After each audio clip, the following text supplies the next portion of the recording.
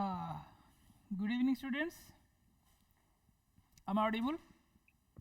Yes sir evening okay आज एक नया चैप्टर पढ़ेंगे, डायरेक्ट एक्सपेंसेस, पेज नंबर 162। हम लोग ने मटेरियल पढ़ा है, लेबर पढ़ा है। Now we will study about expenses. जैसे कि मटेरियल्स पढ़े थे, लेबर पढ़े थे, similarly we will study about expenses. What is expenses? In our costing terminology, anything which is neither material nor labor is expenses. ठीक है, जो मटेरियल और लेबर में छूट गया है, बाकी जो हम खर्चा करते हैं, all are termed as expenses. It is neither material nor labor, that is expenses. ठीक है, that means which does not fall into category of material or labor, they are called expenses. So आपका cost accounting standards CS 10 deals with expenses. जब हम detail पढ़ेंगे we will study that. For the time being, you know cost accounting standard 10 deals with expenses. ठीक है, उसमें what are expenses? Again, जैसे हमने material labor पढ़े थे, we have two types of expenses. One is direct, one is indirect. पहले can you give me some examples of expenses? Any expenses? Rent, then salary. Salary will be not expenses. Salary will come under labor. Insurance. Insurance of what?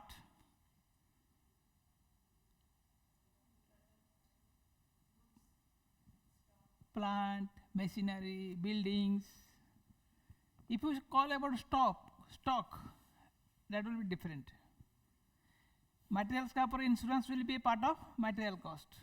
ठीक है, so you have to be very specific when you talk about rent of the godown. So insurance like electricity, depreciation, royalty, there are so many examples. Goodwill, ये सब neither material nor labor, these are all expenses in the terms of we spend some money for getting our, basically these are all spent for my product. To make the product or to make the services, I need to spend some money. So depending upon their nature, we call them direct expenses or indirect expenses. Direct, we had talk about material. Direct material क्या था? Which the cost of which is directly attributable to the cost object. Similarly here also, if the expenses is directly attributable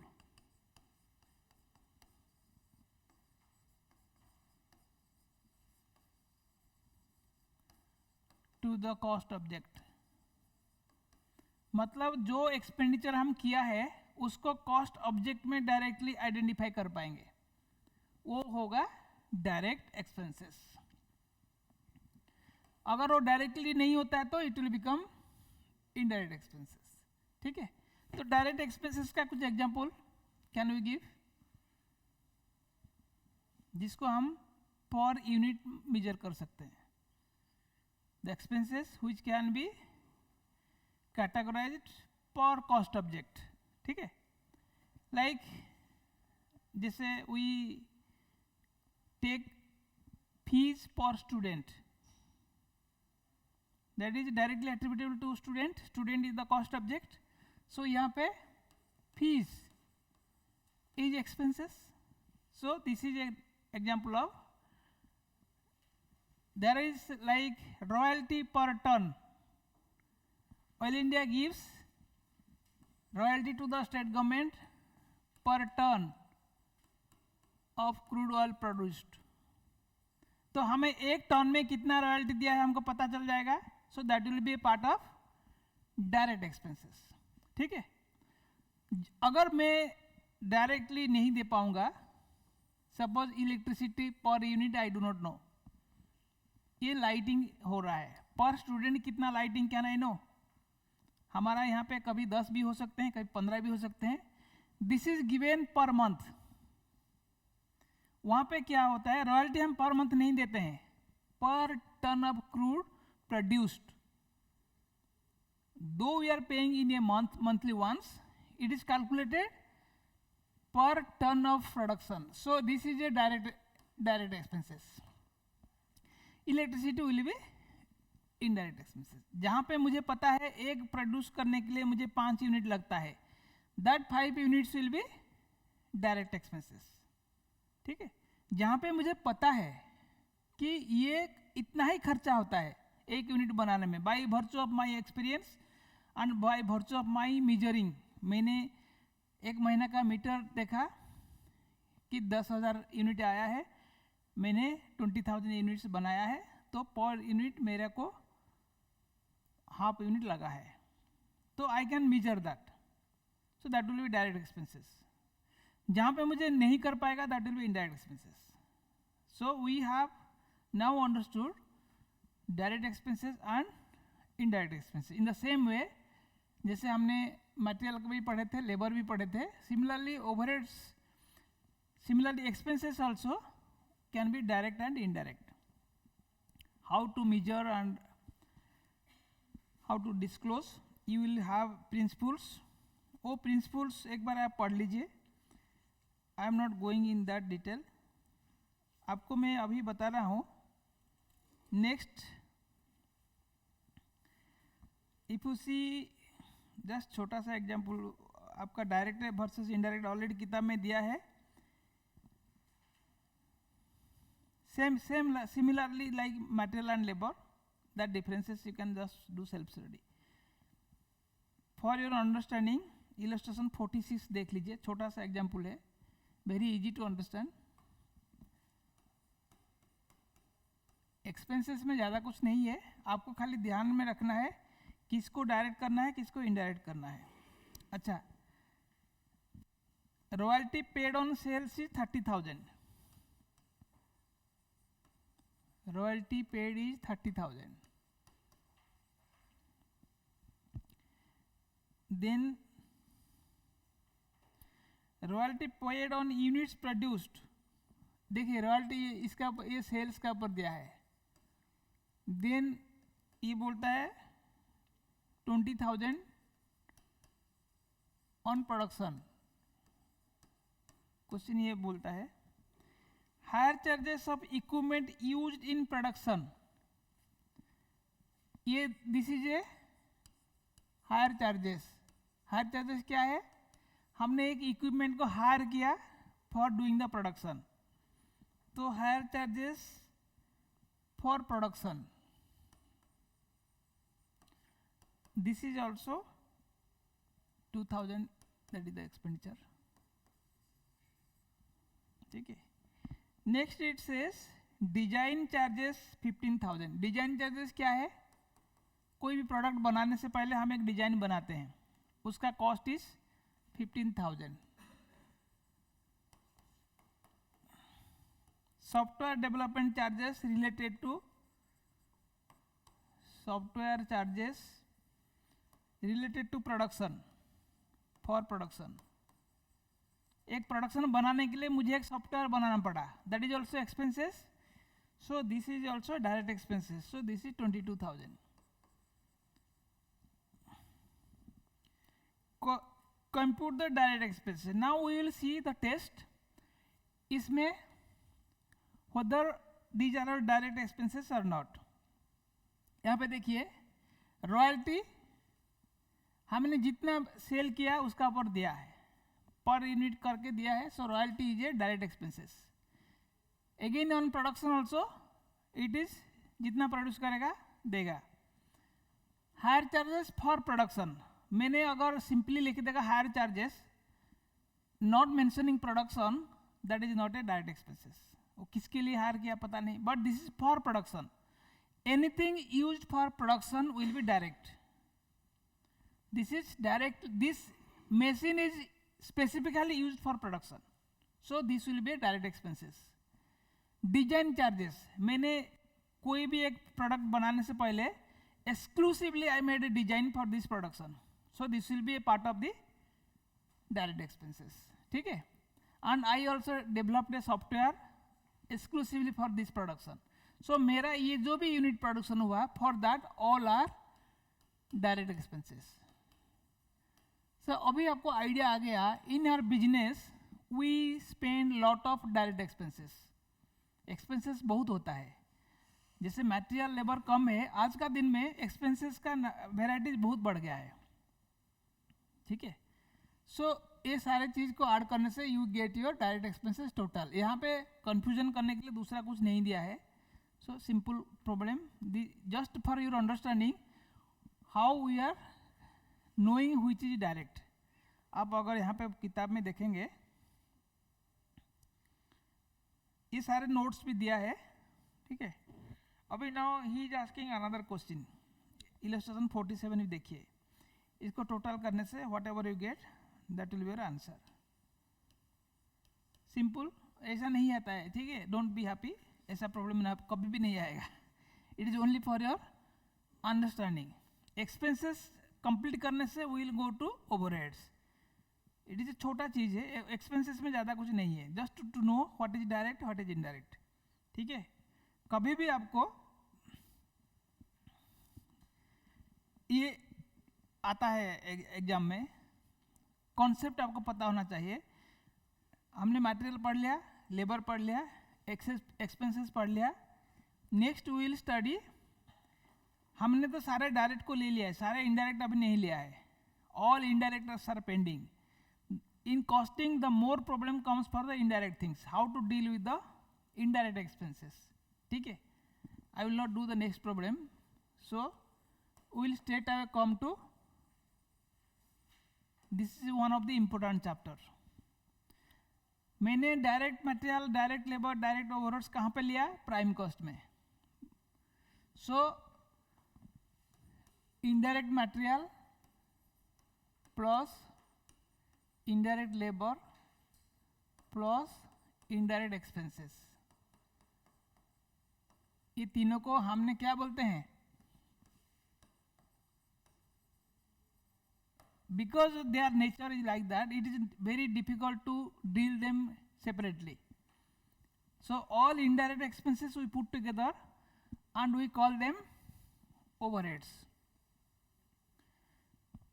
ठीक है. Overheads is the combination of all indirect material, indirect labor and indirect expenses.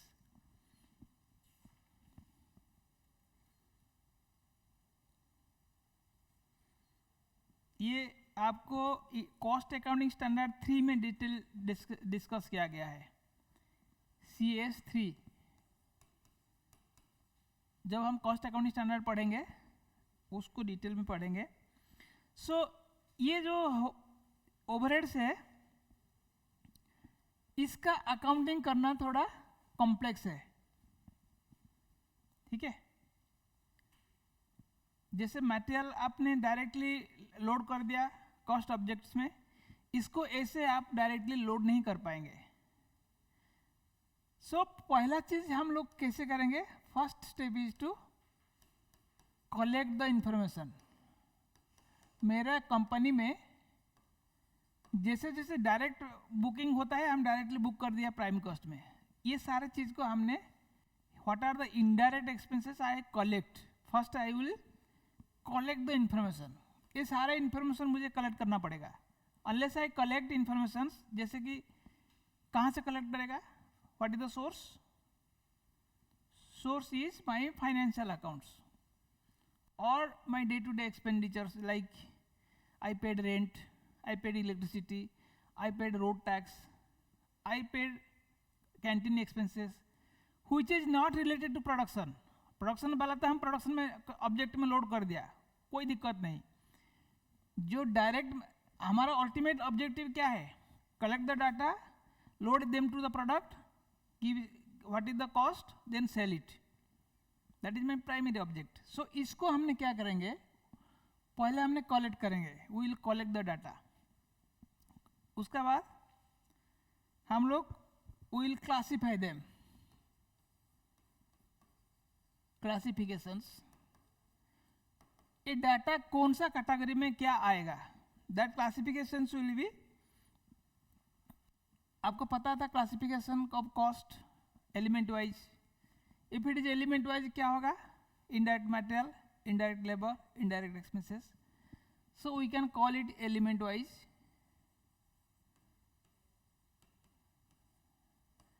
Now if I do function wise, what will be the things by function. आपको पढ़ाया था starting में, function wise क्या क्या होगा,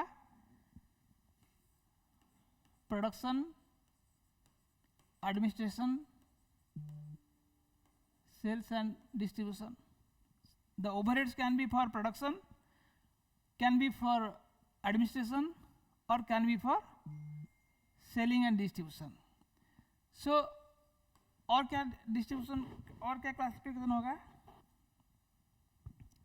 by behaviour. Behaviour wise classification क्या होगा, पहले बोला था it can be fixed, variable और semi variable. That is the behaviour wise classifications. And this can be controllable.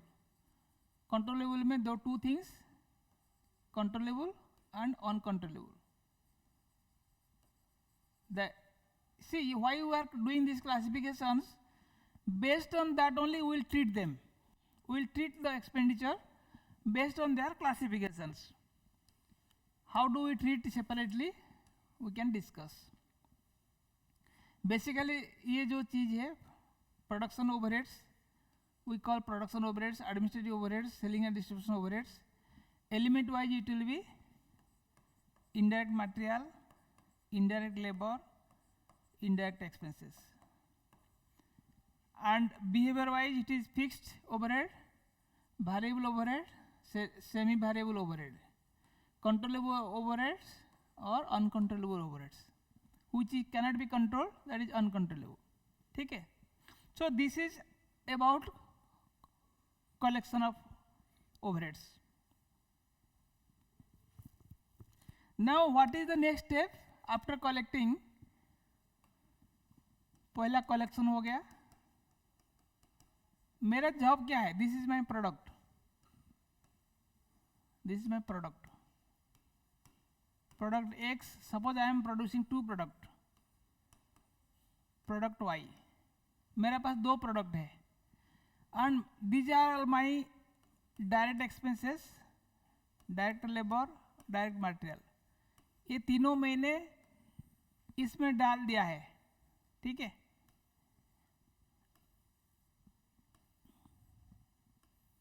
ये तीनों हम डायरेक्टली डाल देता है. मुझे पता है किस यूनिट के लिए कितना खर्चा है, because it is directly attributable to the product. So ये प्रोडक्ट में कितना डायरेक्ट मटेरियल है, कितना लेबर है, I know. But what about this indirect material, indirect labour, indirect expenses, ये तीनों को हम क्या बोलते हैं, overheads. How to put this in product X and Y, that is our target. मैं ये दोनों ओवरहेड्स को हम how am I going to put in X and Y, ये मेरा एक प्रोसेस है. What I do is allocation and apportionment. What I do, देखिए मेरा अगर ये overheads, something which can be directly allocated to the product, there may be some variable overheads which vary as per the product, हम उसको load कर देंगे. ठीक है. लेकिन which is again not directly allocated, I will use the method of apportionment. ये तो direct हो गया है, दिस इज डायरेक्ट, इसके लिए कोई बेसिस का जरूरत नहीं, but this I use some basis, then on that basis I load to them. So apportionment क्या है, एलोकेशन क्या है, we have to know what is allocation, what is apportionment, तभी जाके मैं इसको सॉल्व कर पाऊंगा. ठीक है, तो मैं अभी before that I will tell you, collection तो मैं बता दिया, कलेक्शन आप पढ़ लीजिए थ्योरी. ठीक है, I am not going to spend more time in that. What is important only I will tell you. ये सब डिफरेंट फंक्शन वाइज मैंने ऑलरेडी बोल दिया है. फंक्शन वाइज बोला था ना, फंक्शन वाइज बोल दिया है. फिक्स्ड ओवरहेड्स, वेरिएबल ओवरहेड्स, ये सब बोल दिया है. Now you come to allocation. Allocation is 117. This is a very important thing. हमेशा क्वेश्चन में आता है allocation of overheads. जैसे मैंने बताया, allocation means which can be directly allocated to the cost object. मेरे को कोई दिक्कत नहीं. Example, I give you example. मान लीजिए this is your department X, this is production department. Production में डिपार्टमेंट X है, X, Y, Z. These are all producing departments. ठीक है, and this is service departments. P, Q, R. These three are service departments. Service departments mean they are indirect. Production departments they are direct. Suppose मान लीजिए electricity. Electricity is an overheads. ठीक है, this is suppose 10,000 rupees. I spend 10,000 rupees electricity in a month. Particular महीना में मेरा electricity 10,000 रुपया है. Ultimately मेरा प्रोडक्ट कहाँ बनता है, XYZ में बनता है.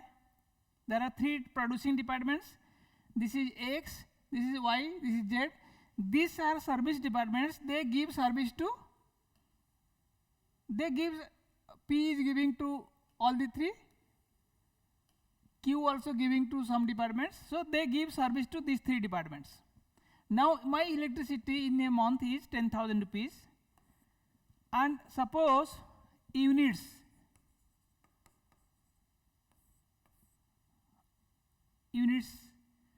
suppose यहाँ पे 500, 100, 200,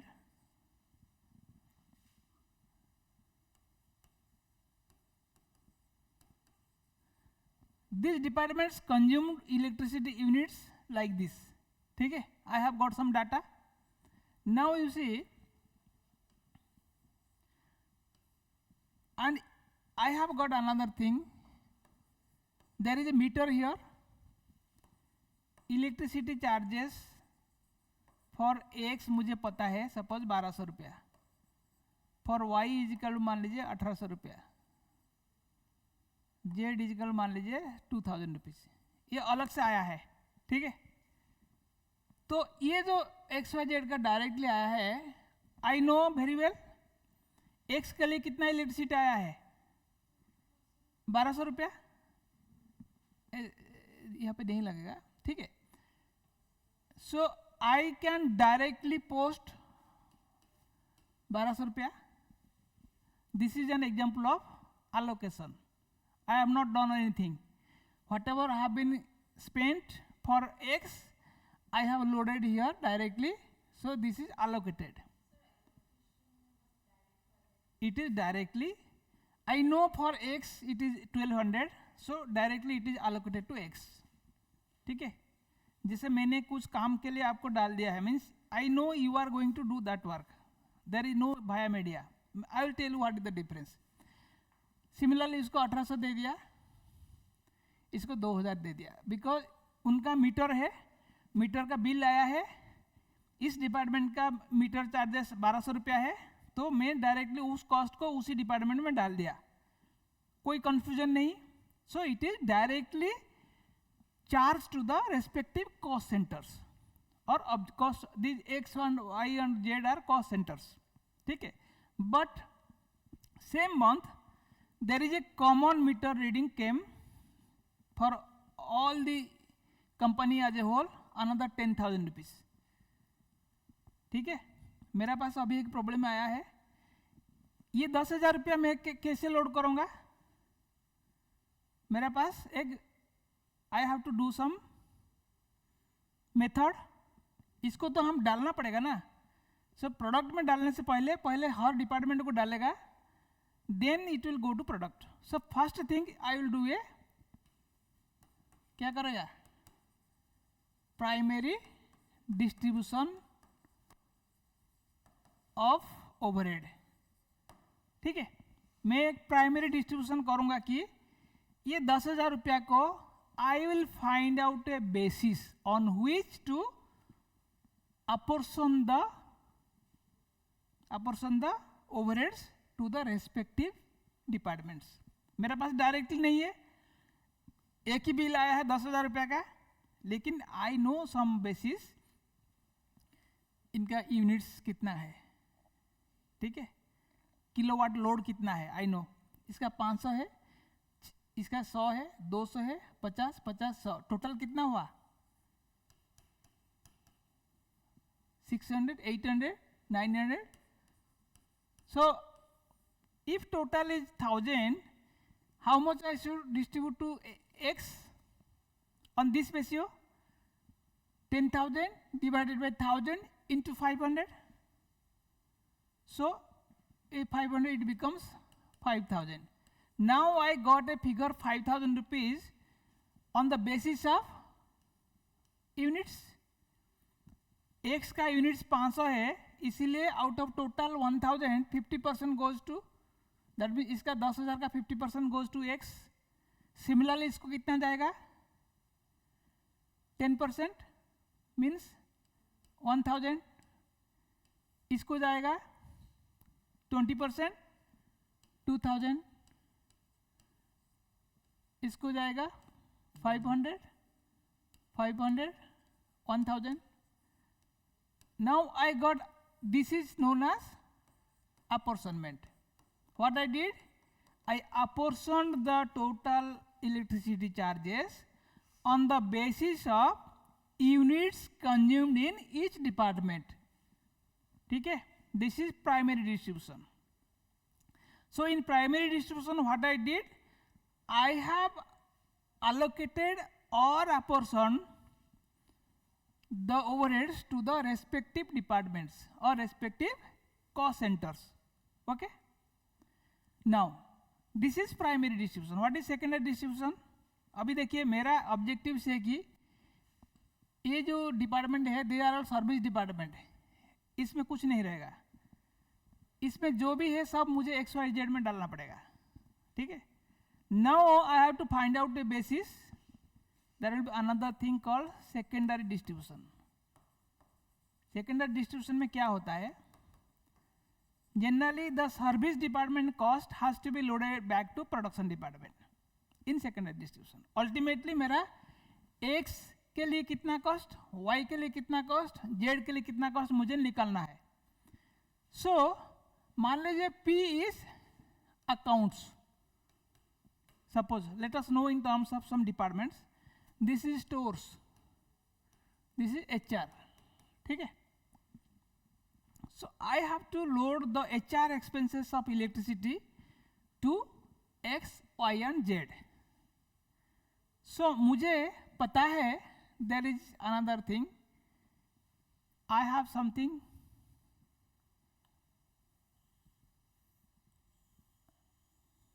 I have some other information with me. Number of employees, suppose यहाँ पे 150 200 150. ठीक है. I know number of employees working in X, Y, Z, these are producing departments, 150, 200, 150. So मेरा कितना है P का, टोटल हो गया 550. एलोकेशन में 50 आया था, अपोर्शन में 500 आया. सो यहाँ पे भी 550 और यहाँ पे 1100 रुपया. Now suppose in secondary distribution my job is to, इसको जीरो करूँगा तो इसको -550 होगा, जीरो हो गया. ये 550 I will distribute to X Y Z. So since it is accounts, उसके लिए भी दूसरा बेसिस हो सकता है. For example my accounts cost will be apportion to X Y Z on the basis of number of employees working. Suppose I found that basis. So now I got something. ये जो 550 को I will distribute to in the ratio 15:20:15. इसको zero करके 550 यहाँ डाल सकता कि नहीं. ये क्या होगा, सपोज यहाँ पे मैं P का कितना होगा, अब देखिए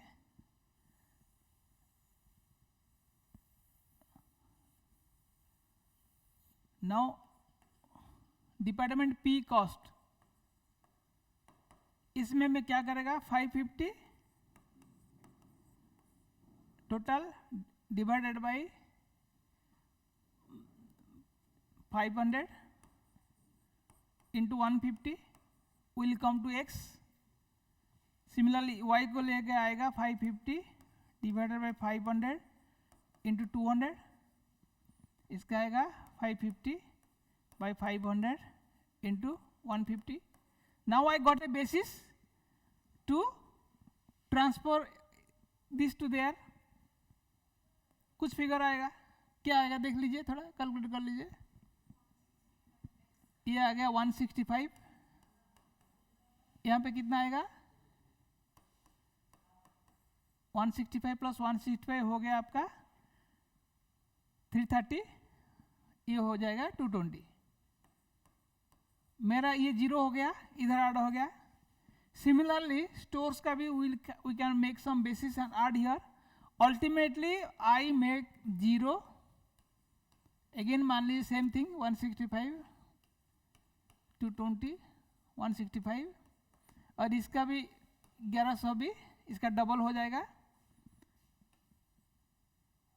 330 440 330. अभी देखिए यहाँ पे सब जीरो हो गया. Now I have been successful in making all service cost centers cost zero and loaded all cost to all indirect cost to the production departments. ठीक है, this is what we do in our allocation and apportionment.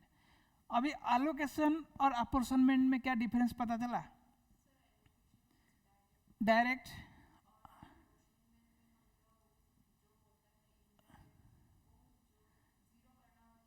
नहीं, we will apportion to the cost centers on a basis, on a suitable basis. So आपको मैं detail में पढ़ाऊंगा जब. अब देखिए आपका now you know there are some basis. Apportionment means those overheads which are not directly identifiable. जो directly identifiable है हम उसका एलोकेशन कर दिया. अच्छा हमने हटा दिया ना. जो डायरेक्टली था मेरा एग्जाम्पल में, इसको मैंने ये डायरेक्टली था which is directly attributable I do allocation. जो allocation नहीं हो पाएगा I have to do with a suitable basis apportion that to the cost centers. So यहाँ पे आपको दिया है apportionment of overhead means those overheads which are not directly identifiable with any particular production or cost center are distributed over the departments or cost centers on some equitable basis. That is very important. So basis कब चाहिए, apportionment में चाहिए. आपको allocation के लिए basis चाहिए नहीं चाहिए, ये confusion नहीं हो. ये allocation means direct, apportionment means through a basis. Clear? Students online clear? मैं अगर अपॉर्चुनमेंट कर रहा हूँ, I have to get a basis, without basis no apportionment, but direct means already दिया है मेरे को। मेरे पास मान लीजिए आई हैव ए लेटर, जिसमें लिखा है this is a gift for, तुम्हारा नाम क्या है? This is a gift for Tanuja, so I give it Tanuja. I have got a gift for Manavendra, I will give to Manavendra. Now after giving everything separately, I have got a cake left out. ठीक है, मैं सबको दूंगा, कैसे दूंगा? जो suppose आपने 10,000 रुपया एंट्री फी दिया है, आपको थोड़ा ज़्यादा दूंगा। आपने 200 रुपया एंट्री फी दिया है, मैं आपको थोड़ा कम दूंगा, depending upon the entry fee. Here entry fee is your basis of apportionment of the cake to you. ठीक है, एलोकेशन में तुम्हारा डायरेक्टली हक बनता है, इतना लेगा। जैसे कभी कभी कंपनी सैलरी देता है, जो आफ्टरवर्ड्स जो इंसेंटिव डिस्ट्रीब्यूट करता है, आपको जिसको जितना सैलरी मिलता है उसी बेसिस में इंसेंटिव दे देता है। So company got a profit, how do they distribute among people? Based on their salary. हम लोग को पीआरपी मिलता है, पीआरपी का बेसिस क्या है? सैलरी है कि नहीं? So now this PRP is distributed based on the salary. So here salary is the basis, but आप जो काम करते हो सैलरी डायरेक्टली अर्न करते हो, उसमें कोई बेसिस का जरूरत नहीं। You have a basic, you get that only. ठीक है, so this is difference between allocation and opportunity. हमेशा क्वेश्चन में आता है, ये डेफिनेट क्वेश्चन है, आपको क्वेश्चन में कभी भी आएगा, शॉर्ट नोट आएगा, नहीं तो प्रॉब्लम आएगा। Now let us understand what are the basis. मैंने आपको एक छोटा सा एग्जांपल दिया था, बट ये जो बेसिस है आपको ध्यान से पढ़ना पड़ेगा, because overheads are of different nature. सारे नेचर का बेसिस का हिसाब से हमको अप्रोप्रिएटली डिस्ट्रीब्यूट करना पड़ेगा। जैसे for example plant insurance. Plant insurance हम लोग देते हैं, आपको पता है हम साल में एक बार इंश्योरेंस दे देते हैं। इंश्योरेंस मान लीजिए 5 लाख रुपीज मैंने दिया है। मेरा क्या है, X Y Z P Q R, all departments are there. So how do I distribute to all? कैसे करूँगा ये इंश्योरेंस को? I will do apportionment to different cost centres. What is the basis? Generally insurance is given on asset value. I will find out what is the asset value of X, what is the asset value of Y, Z. So based on the asset value, so this is the basis. ठीक है, for distributing insurance to X, Y, Z, I know asset value of X कितना है, asset value of Y कितना है, asset value of Z कितना है, similarly P का कितना है, वाई का। ठीक है, so this is a basis which is known as equitable basis. Means ये बेसिस को everybody will be happy. I cannot say insurance premium give based on production. ठीक है, ये लोग प्रोडक्शन नहीं कर रहा है, बट वहाँ पे एसेट है, PQR में भी एसेट्स है। So proper basis should be taken for proper overheads. आपका एग्जाम्पल देखिए, overheads if it is rent, rates and taxes, floor area occupied. अब बुक्स में है ना, मीन्स देखिए these are all common this basis. जैसे कि मैं अभी क्या कर रहा हूँ, मैं रेंट दे रहा हूँ, मेरा फैक्ट्री का रेंट दे रहा हूँ। जनरल रेंट के लिए बेसिस मेरा कितना एरिया है, जिसका ज़्यादा एरिया है उसको ज़्यादा जाएगा रेंट, है कि नहीं? आपका भी मान लीजिए जो टोटल कुछ भी ऐसा आप डिस्ट्रीब्यूट करते हैं, खर्चा जो डिस्ट्रीब्यूट करते हैं, जो ज़्यादा मतलब जहाँ पे ज़्यादा एरिया है वो झाड़ू लगाने के लिए ज़्यादा टाइम लगेगा, सो उससे आप ज़्यादा कलेक्ट करते हैं। आपका 4 रूम क्लीन किया, उनका 2 रूम क्लीन किया, उनका 6 रूम क्लीन किया, सो हमने टोटल उसको इतना दिया, 4 + 6 + 2 टोटल मिला दिया डिवाइड बाय करके आप लोग को इतना इतना देना है, कोई डिस्प्यूट नहीं रहेगा। हाँ मेरा ज़्यादा सफाई किया, मेरे को ज़्यादा देना पड़ेगा, लेकिन डायरेक्टली नहीं दिया, देने के बाद उसको हमने अपोर्शन किया है, ठीक है। Apportion means a portion is put there, allocation means wholly put there, ठीक है, that is why it is called apportionment, a portion. So rent and rate and taxes का floor area, repairs to building will be the value of building or it can be floor area. General lighting, number of light points in each department. Power horsepower of machines. Then telephones, number of extension of in a department. आपका department में 10 phone है, सो 10 के लिए proportionally आपको देना पड़ेगा. Supervision, number of employees. material handling, number of material requisitions or value of materials used. These are only examples, there will be lot many. I will show you here also some of the basis.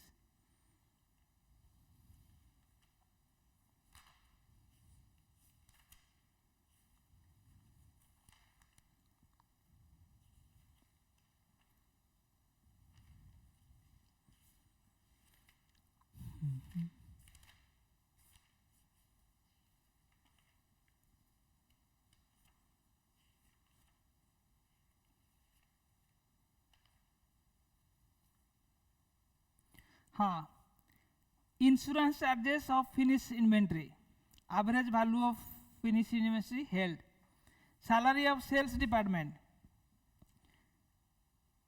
Salary of sales department कितना देगा ना, efforts of salesman और estimated time devoted, वो से basis अलग अलग आपको मिला. Advertisement cost, actual amount incurred for each product, so these are the basis. Exhibition cost,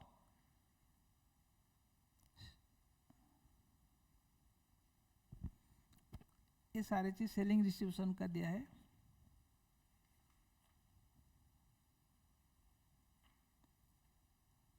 ठीक है, these are all different overheads which is now we will basis में आपको दे दूंगा, बहुत सारा बेसिस है. अभी we will study about methods of apportionment. ठीक है, there are two methods I told you, primary and secondary. Primary method में क्या होता है, what is we are doing in primary methods. Primary distribution में हम क्या करते हैं, क्या करते हैं, our job is to allocate and apportionment of overheads to the cost centers और डिपार्टमेंट्स. ठीक है, पहले जैसे ये हो गया primary, X Y Z P Q R, this are service, these are production department. So irrespective of production और service all departments को मैंने पहले डिस्ट्रीब्यूट कर दिया. So that is primary distribution. Secondary distribution में हम क्या करते हैं, सर्विस डिपार्टमेंट का कॉस्ट को लेके हमने प्रोडक्शन डिपार्टमेंट में देते हैं. देखिए मैं आपको एक बताता हूँ, P and Q, these are two. ये एग्जाम्पल में देखिए, production department P Q R. ठीक है, they are for example production departments. ठीक है,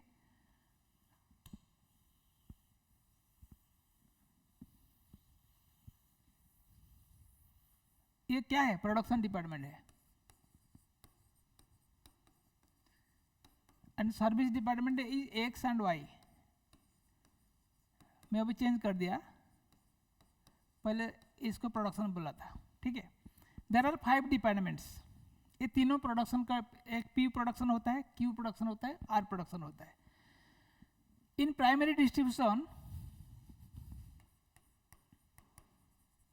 डिस्ट्रीब्यूशन में मेरे को यहाँ पे 10,000 रुपया मिला है, यहाँ पे 8,000 रुपया मिला है, यहाँ पे 3,000 रुपया मिला है.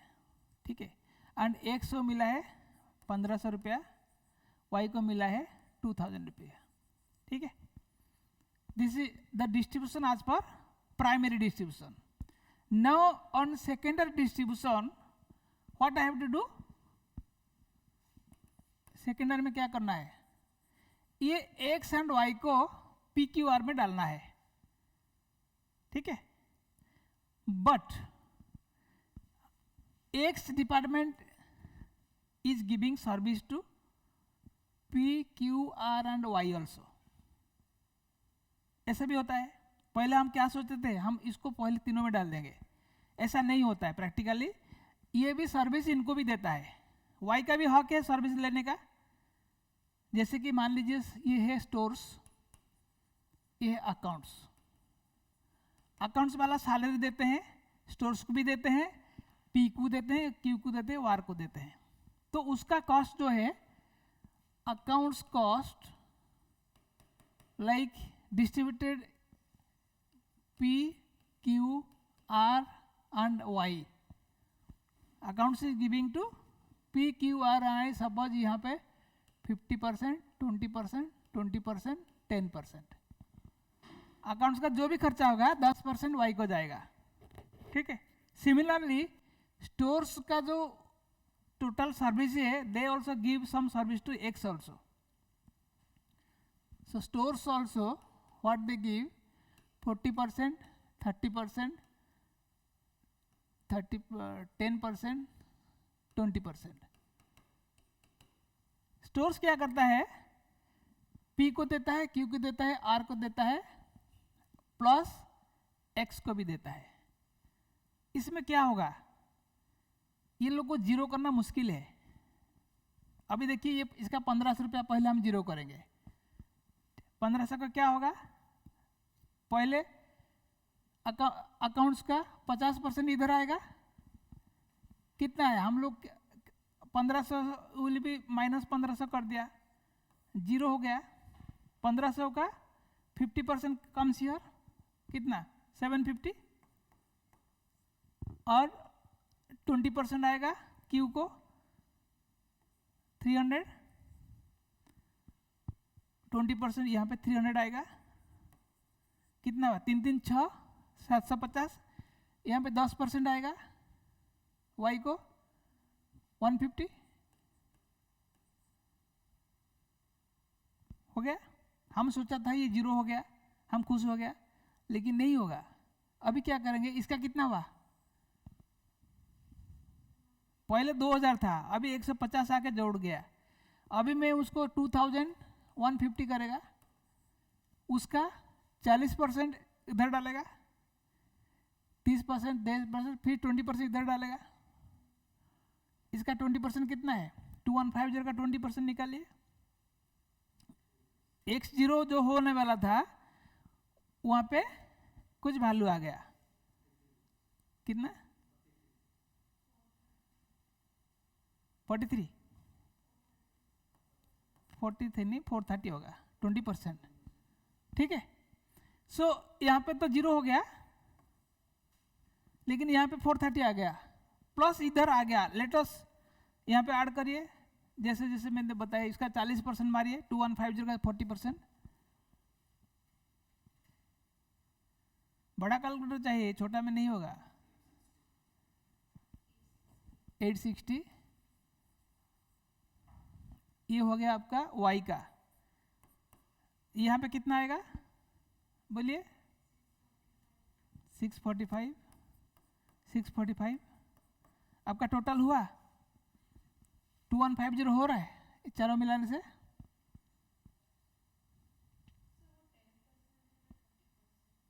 ये 30, ये 10 नहीं, आपका गलत है ये इधर।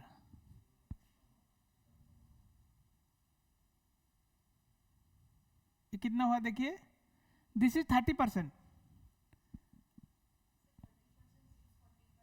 ओके 215। अभी चारों को मिलाओ, 430 प्लस 215 प्लस 645 860।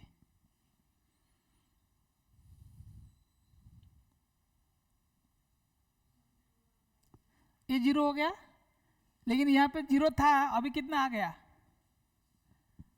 430। इसको भी माइनस करेगा। इसका रेशियो क्या है 50 20 20 10। इसको 50% इधर डालो, फिर एक्स का डालिए, एक्स का 50% कि 430 का 50%, 2 1 5 20%, 86, ये भी 86, इसको 10% आएगा 43। देखिए ये तो 0 हो गया, लेकिन यहाँ पे 43 आ गया। This is how we call step distribution. Step by step, जब तक ये 0 सिग्निफिकेंटली नहीं हो जाता है हम करते जाएंगे। अभी हमारा ये सर्विस डिपार्टमेंट में ओनली 43 रुपीज़ बचा है, उसको भी हम फिर करेंगे। 43 रुपीज़ स्टोर्स का 40 30 10 20 में जाएगा। 40% इसका कितना है 43 का 17.2, ठीक है 17.2 नहीं आता, हाँ। और उसका 30% 12.9, 10% 4.3, 20% कितना आ गया इधर 8.6। तो यहाँ पे 0 हो गया। नाउ 8.6 को हम अगेन, इसका 50% कितना है 4.3, देन 20% 1.7, 1.7, यहाँ पे कितना आया -8.6, 10% हुई भी 0.8, 1 रुपया से नीचे आ गया, उसको हम छोड़ देंगे, ठीक है। अभी हमारा डिस्ट्रीब्यूशन कंप्लीट XYZ में आ गया सब सारे वैल्यू। ये भी this is known as step distribution method. Second distribution में when one department is giving to service to another department, service department both are giving service to each other, then we have to do this method. ये method समझ में आया? This is simple. उसका एक linear equation method भी कर पाएंगे, इसको एक इक्वेशन में डालने से एक ही साथ हो जाता है।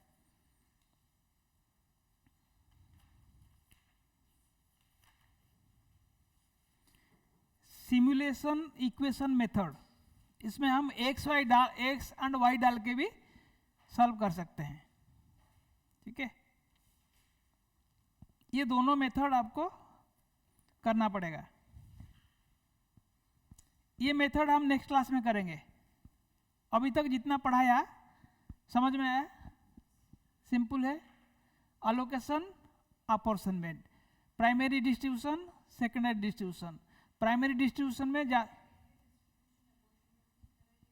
हाँ ये सेकेंडरी डिस्ट्रीब्यूशन जो होता है, our job is to transfer from service department to production department, ठीक है। Primary distribution to all departments, ठीक है, because my objectives is to put the everything to production so that I can know P बनाने के लिए कितना cost है। These are basically if you see the suppose this is petrol department, मेरे को petrol बनाने के लिए कितना खर्चा हुआ है यहाँ से पता चल जाएगा। जैसे मैंने टोटल कॉस्ट मिल जाएगा, I know what is the units produced per unit, I can find out, ठीक है। This is how. आप एक बार रीडिंग मार लीजिए, ओवरहेड्स डिफिकल्ट नहीं है, अभी तो शुरुआत है। अगले क्लास में we will study about the other equations and do some problems, then we will different rates like machine hour rate, all basis will study. Overhead is very much important. आपका ज़्यादातर प्रॉब्लम्स 15 मार्क्स यहाँ से आ जाता है। Problems आता है इससे, एक ही सम नहीं आएगा 15 मार्क। ये जो प्रॉब्लम क्या है ये 5 मार्क का आएगा। they try to test your concept is clear or not. नहीं रहेगा आपको, हाँ दोनों मेथड में करने के लिए बोलेगा।